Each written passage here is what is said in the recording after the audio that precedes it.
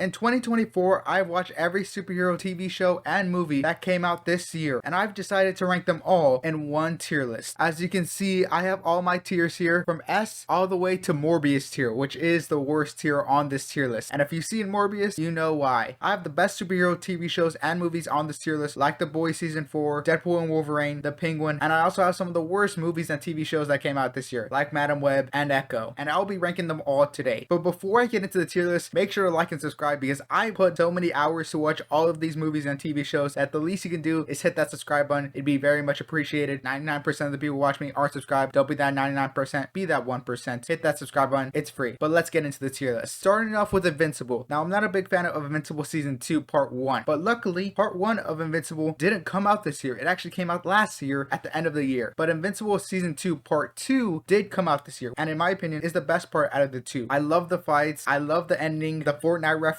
him saying, "I thought you're stronger." So many great moments in Season 2 of Invincible. Obviously, we got the off-brand Spider-Man cameo, so I loved it. For me, it's going in, I think this is S tier for me. I very much like this show. I think Invincible carried it out, and I think they delivered with the season. Next up is Venom: The Last Dance. Now, I'm a huge Venom fan. I've liked the second one, not a big fan of the first one. I talk about how Let There Be Carnage was good, but this third one, the one that ended the trilogy, I thought it was alright. I was not too big of a fan of it. I think it could have been better. I think they lean in too much into the comedy aspect. I would probably give it like a C tier. It's just a solid movie. Next up, we got the infamous, the iconic Madam Web. Now, I did a whole review for this one movie earlier this year, and obviously nothing good was about it, but I do think it was fun bad. This movie was funny, it was goofy, the ADR, their voices didn't even match their lips. But in the future, less than nothing.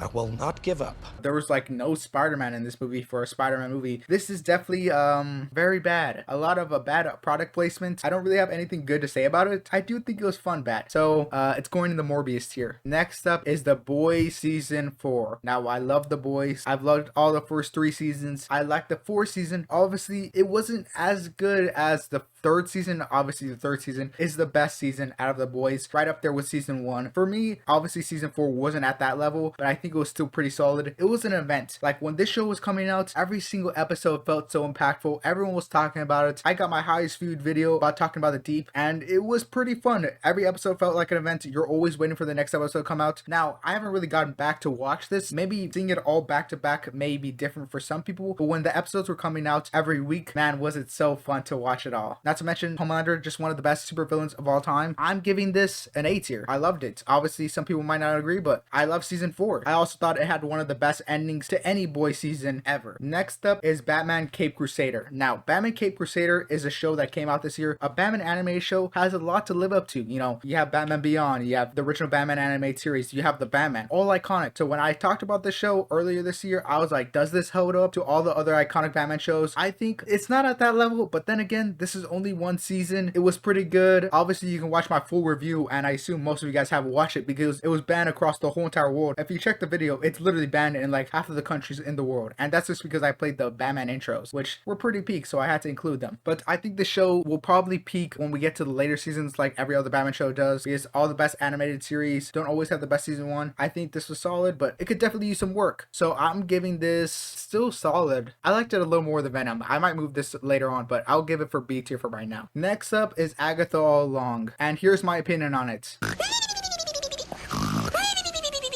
I'm pretty sure a majority of you people didn't watch Agatha All Long. I think it's honestly a C tier. Like, it has some solid moments. It does have some solid episodes, but they don't really make me care for most of these characters. Some of the best characters in the show, when they're actually starting to get interesting, they die off. So I just think this was kind of it had some highs, it had some lows. It just ended up being mid for me. Next up is The Crow. Now, The Crow is a superhero comic book slash movie, even though it's not marketed as one. It's pretty bad. You've probably seen how many people were clowning on this movie when this came out. I feel so bad for Skarsgård. He's just been in some pretty bad stuff after it, so this is Morbius tier. Next up is the Penguin show. Like, what do I have to say? This Penguin show was amazing. I can literally talk about everything so great about this Penguin show, from the characterization to Sophia Falcone's performance to Victor's sad ending at the end. I'm not gonna spoil it for the people who haven't seen it, but go watch this. This show was amazing. It's literally a 10 out of 10 show for me. It's perfect, and I can't wait to see what happens happens next for Batman 2. Also, like seeing a villain who's just actually pure evil, it's just so fun to see. And in my opinion, I'm actually gonna create a new tier for the Penguin show, because the Penguin I feel is like on a different level compared to the rest of these shows. Even though Invincible season 2 was pretty good, I don't think it's on the Penguin's level, and that's no hate to Invincible season 2. And I feel like Penguin's just on another level. It's the best show in this year in my opinion. Even outside of superhero comic book TV shows, I feel like the Penguin just the best show in general this year. So here we go. The Penguin gets his own tier on this tier list. That's how good the Penguin is. Next up is Ekko. And here's my live reaction when I watch Ekko. This is boring. Ekko's a show, one of the few shows on this tier list I honestly didn't finish. Like, I'm not saying it's as bad as like Madam Web or The Crow. I just think it's boring. Like, it's just boring. I'm putting in D tier. I don't think it's as bad as Madam Web and The Crow, but it is just boring. Next up is the show that I didn't expect to be good, and I don't think most of you guys have heard of it, but the Kite Man show is a show I didn't think would exist. I never thought would exist, but it's amazing. As a comic book fan, it makes me happy to see. Now, the Kite Man show is part of the animated Harley Quinn universe, and the Harley Quinn show, amazing. I love it. And the Kite Man show, I didn't expect to be good, but it's amazing. First off, Kite Man even getting a show is already amazing. Like, it's so funny. And the concept of like the show is Lex Luthor finds an anti-life equation and needs to hide it in a place where no one would expect to find it, and they hide it in Kite Man's bar. And this show is just so funny. It's obviously a comedy. I love it. I recommend it to everyone, and it goes in the Penguins here. You know, it's just peak. You know, amazing. The Penguin, the Kite Man on the same level. Next up is the Suicide Isekai. Now, I very much like anime, but this was not good. It was